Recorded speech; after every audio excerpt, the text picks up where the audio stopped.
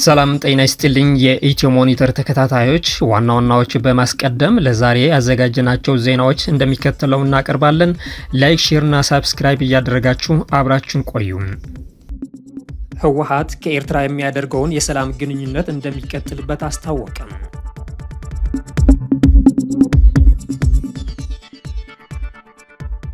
በሌላ በኩል የፕሪቶሪያ ስምምነት እንዳይፈረም የተወሰኑ የህወሓት አመራሮች ሲያደናቅፉ ነበር በማለት የፌዴራል መንግስት ከሰሰ።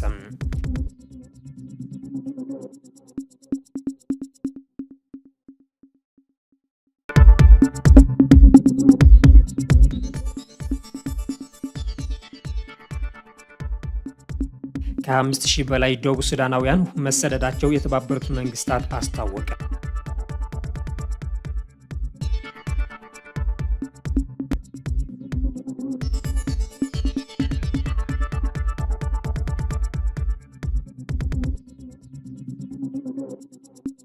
የፕሪቶሪያ የሰላም ስምምነት በመፈረሙና የሰው ህይወትን በመትረፉ የሚቆጫቸው አንዳንድ አካላት አሁንም ግጭት እንዲፈጠር ፍላጎት እንዳላቸው የፕሪቶሪያ የሰላም ስምምነት ተደራዳሪዎች ገለጹ። የፕሪቶሪያ የሰላም ስምምነት ዋና ተደራዳሪዎች የነበሩት የብሔራዊ መረጃና ደህንነት አገልግሎት ዳይሬክተር ጀነራል አምባሳደር ሬድዋን ሁሴን እና የጠቅላይ ሚኒስትሩ የምስራቅ አፍሪካ ጉዳዮች አማካሪ ሚኒስትር ጌታቸው ረዳም ከኢዜአ ጋር ባደረጉት ቆይታ ነው ይህን የገለጹት። የሰሜኑ ግጭት ከተከሰተ በኋላ ከፌዴራል መንግስቱ ጋር የሰላም ንግግሮችን እየተደረጉ ባለበት ወቅት ስምምነት እንዳይደረስ እንዲሁም ግጭትና መከፋፈል እንዲቀጥል የሚጥቂት የቀድሞ ህወሓት ቡድን ነበር በማለት ከሷል። አቶ ጌታቸው ረዳ ይህን ቡድን የራሱን የስልጣንና የሀብት ጥቅም ከማጋበስ ያለፈ ዓላማ እንደሌለው በመግለጽ የትግራይ ህዝብን እንደማይወክልም አንስቷል። በግጭቱ ወቅት እኛ ኢትዮጵያ ትውደም እያልን እንኳን በትግራይ አብያተ ክርስቲያናት ጭምር ኢትዮጵያዊነት ይሰበክ ነበር ብሏል። የትግራይ ህዝብ ኢትዮጵያዊነቱን አጽንቶ የኖረ ነው ያሉት አቶ ጌታቸው ለዘመናት ኢትዮጵያ ጠል ኃይሎችን ሲነዙት በነበረው የመነጠል ትርክት ሳይደናገር ስለ ኢትዮጵያ የጸና አቋም በተግባር ማሳየቱን አንስቷል። በግጭቱ ወቅት ህዝቡ ኢትዮጵያን እንዲጠላ ለማድረግ በተሰራጩ የተዛቡ ትርክቶች መጥፎ ስሜቶችን መፍጠራቸውን አንስቶም ህዝቡ ችግር ሲፈጠርም የሚመጣው ወደ አስመራ ሳይሆን ወደ አዲስ አበባ ነው ብለዋል። አምባሳደር ሬድዋን ሁሴን በበኩላቸው አንዳንድ አካላት የግልና የንዑስ ቡድን ኩርፊያቸውን የመነጠል ትርክትን በማቀንቀን ለማሳየት ይሞክራሉ ብለዋል። ለግል ጥቅማቸው ሲሉ ግጭትን በማራዘም የፕሪቶሪያን የሰላም ስምምነት አፈጻጸም እንዲደናቀፍ ተደጋጋሚ ሙከራ እንደሚያደርጉ በማንሳት ሆኖም ጸብም ካለ ከኢትዮጵያ ጋር ሳይሆን ከአስተዳደር ጋር መሆን ነበረበት ነው ያሉት። የትግራይ ህዝብ የመነጠል ትርክት በሚያቀነቅኑ አካላት ቅንጣት ታክል የመደናገር ስሜት እንደሌለው ገልጾም በኢትዮጵያዊነት ማዕቀፍ ውስጥ ዘላቂ ሰላም የማረጋገጥና በጋራ የማልማት ፍላጎት ነው ያለው ብሏል። በግጭቱ የተፈጠሩ መጥፎ ስሜቶችን በማራቅ የጋራ እጣ ፋንታን በአንድነት ለማሳካትም የውል ትርክትን መገንባት እንደሚገባ ገልጿል። የፌዴራል መንግስቱ በክልሉ የፕሪቶሪያ የሰላም ስምምነትን በማስፈጸም ረገድ በርካታ ተግባራትን ማከናወኑን ጠቅሶም ተፈናቃዮች የመመለስ ስራ ተጀምሮ ነበር ብሏል። ሆኖም ተፈናቃዮች ወደ ቀያቸው እንዳይመለሱና በድንኳን እንዲሰቃዩ እያደረገ በቁስላቸው የሚነግደው ኃይል ሂደቱን እያደናቀፈ ነው ብሏል። ይሁን እንጂ በትግራይ በኩል ያለው አመራር የፕሪቶሪያው ስምምነት ሙሉ በሙሉ እንዳይተገበር እንቅፋት የሆነው የፌዴራል መንግስት ነው በማለት ይከሳል።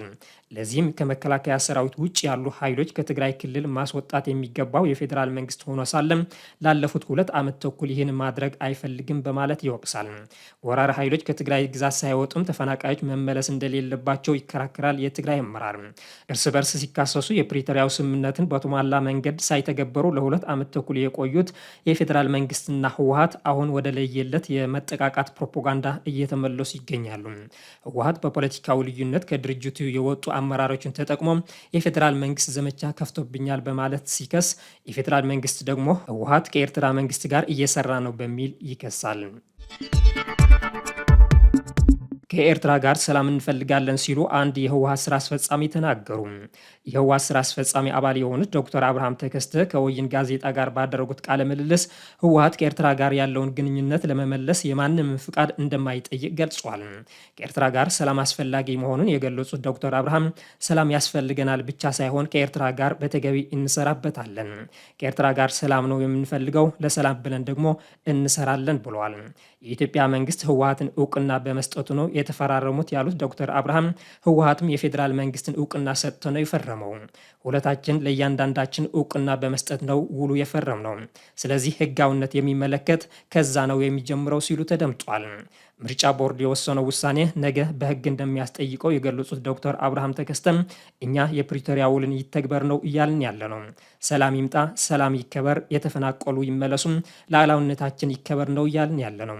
ዋስትና ያለው ሰላም እንዲመጣም የተፈራረምነው ውል ይተግበር ነው እያልን ያለ ነው በማለት የፕሪቶሪያ የሰላም ስምምነት እንዳይተገበር እንቅፋት የሆነው የፌዴራል መንግስት እንደሆነ ገልጿል። ዶክተር አብርሃም ተከስተ በትግራይ ጦርነት ወቅት በመከላከያ ሰራዊት ተይዞ ታስረው ከነበሩ የህወሓት አመራሮች አንዱ ነው። በርካታ ደቡብ ሱዳናውያን እየተፈናቀሉ እንደሆነ ተገለጸ። የተባበሩት መንግስታት የስደተኞች ከፍተኛ ኮሚሽን ባለፈው ሮብ ብቻ 25,000 የደቡብ ሱዳን ስደተኞች አብዛኞቹ ሴቶችና ህጻናት በደቡብ ሱዳን ነጭ አባይ ግዛት መግባታቸውን ገልጿል። ይህ አዲስ ፍልሰት በነጭ አባይ ግዛት የሚገኙትን የደቡብ ሱዳን ስደተኞች ቁጥር ወደ 435,000 ያደረሰ ሲሆን በ10 ካምፖችና በከተማ ውስጥ ይኖራሉ ተብሏል። ድርጅቱ ለሱዳን ትሪቡን በላከው መግለጫ እንዳስታወቀው በነጭ አባይ የስደተኞችና ጥገኝነት ጠያቂዎች ቁጥር እየጨመረ መጥቷል። እንደ አውሮፓውያን አቆጣጠር ከአፕሪል 8 ቀን 2025 ጀምሮ ወደ 25,400 የሚጠጉ የደቡብ ሱዳን ስደተኞች አብዛኞቹ ሴቶችና ህጻናት ወደ ግዛቱ እየገቡ ናቸው ብሏል። አዲሶቹ ስደተኞች ከቤተሰቦቻቸውና ከጓደኞቻቸው ጋር ለመጠለልም በነባር ካምፖች ሰፍረው እንደነበር ኤጀንሲው አመልክቷል። የኑዌር ጎሳ አባላት በዋነኝነት ወደ ኦምስቆር ካምፕ የሄዱ ሲሆኑ ሹልክ ግን ወደ ኤልጃሚያ ካምፕ ተዘዋውሯል ሲል መጠለያው በጎሳ የተከፋፈለ መሆኑን ገልጿል።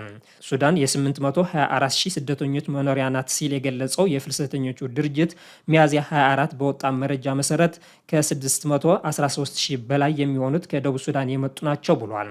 ምንም እንኳን በሱዳን ጦር ኃይሉና በፈጣን ደጋፍ ኃይሎች እና አጋሮቻቸው መካከል ከ2 ዓመት በላይ ጦርነት እየተካሄደ ቢሆንም ደቡብ ሱዳናውያን ግን ወደ ሱዳን ከመሰደድ አልተቆጠቡም።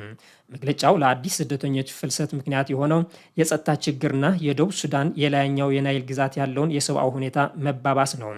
ድርጅቱ አዲስ ተፈናቃዮችን ለማስተናገድ በጃሚያና በሆር አልዋሪያ ካምፖች እንዲሁም በኦምሱኩር ካምፕ ውስጥ የሚገኙ የጋራ መጣሊያዎችን መለየቱን ገልጿል። በቀይ ባህርና ባህረ ሰላጤ ዙሪያ ትኩረቱን ያደረገ ሶስተኛ ውይይት እየተካሄደ መሆኑ ተገለጸ። የውጭ ጉዳይ ኢንስቲትዩት ያዘጋጀውን በቀይ ባህርና ባህረ ሰላጤው ዙሪያ ትኩረቱን ያደረገ ውይይት እየተካሄደ ነው።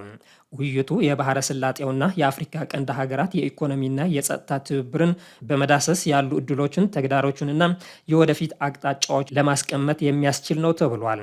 በዚህ ወቅት ኢትዮጵያ የባህር በር ባለቤትነቷን ለማረጋገጥ ከቀጠናው ሀገራት ጋር በትብብር ለመስራት ቁርጠኛ መሆኗን የውጭ ጉዳይ ኢንስቲትዩት አስታውቋል። በመድረኩ የተቋማት መሪዎች፣ ፖሊሲ አውጪዎችና የዘርፉ ባለሙያዎች በባህረ ሰላጤ ሀገራትና በአፍሪካ ቀንድ መካከል ያለውን የኢኮኖሚና የጸጥታ ግንኙነት ላይ ትኩረት አድርጎ እንደሚመክሩ ተገልጿል። የኢንስቲትዩቱ ዋና ዳይሬክተር ጃፋር በድሩ በመክፈቻ ንግግራቸው የስብሰባውን አስፈላጊነት ገልጸው ጭብጡም የባህረ ሰላጤ ቀንድ ግንኙነት ከጊዜ ወደ ጊዜ እርስ በርስ በሚደጋገፍ የጂኦፖለቲካዊ መልክዓ ምድር ላይ ያለው አንድምታና ውስብስብነት የሚያንጸባርቅ ነው ብለዋል። ዝግጅቱ የወቅትን የባህረ ሰላጤ ቀንድ ትብብርን የሚገልጹ እድሎችና ተግዳሮችን ለመፍታት ያለመ ሲሆን እንዲሁም ቀጣይነት ያለው ትብብር ለማድረግ የወደፊት መንገዶችን ይቀይሳል ተብሏል። በሶማሊያ ከፍተኛ አመራርን ጨምሮ 45 የአልሸባብ አባላትን መገደላቸው ተገለጸ። በሶማሊያ በወታደራዊ ዘመቻ ከተገደሉት 45 አሸባሪዎች መካከል አንዱ የአልሸባብ ከፍተኛ መሪ ነው ተብሏል። የሶማሊያ ጸጥታ ኃይሎች በሄራንና የታችኛው ሸበሌ ክልሎች በተቀናጀ ዘመቻ 45 የታጠቁ የአልሸባብ አባላትን መግደላቸውን የብሔራዊ መረጃና ደህንነት ኤጀንሲ ኒሳ ሮብ ባወጣው መግለጫ አስታውቋል። ከተገደሉት መካከል እንደ አውሮፓውያን አቆጣጠር ከ2023 ጀምሮ በሞቃዲሾ የሞርታር ጥቃትን በማቀነባበር የተከሰሰው ከፍተኛ ኦፊሰር ይገኝበታል ብሏል።